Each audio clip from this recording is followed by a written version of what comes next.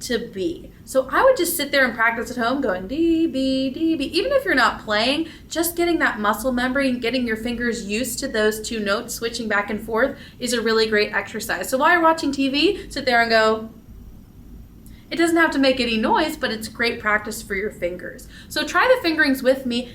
It starts on D. 1, 2, here we go. D, B, B, C, A, G, A, B, C, D, D, D. D, B, B, C, A, G, B, D, D, G. If you were able to do that, then you're ready to play with me. Try your best, and if you make some mistakes, that's okay. You can just go back and watch the video again, and I'm sure you'll get it with practice. Try your best. 1, 2, ready, play.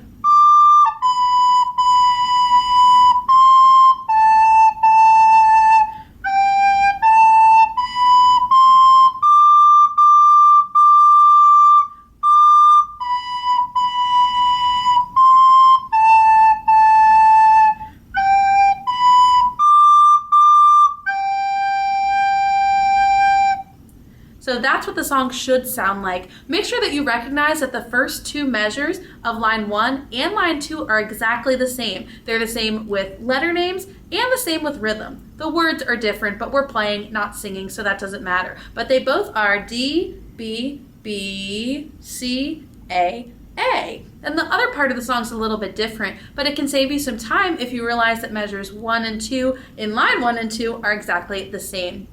Let's try and play it one more time just for good measure, and then you can practice on your own. Here we go. 1, 2, ready, play.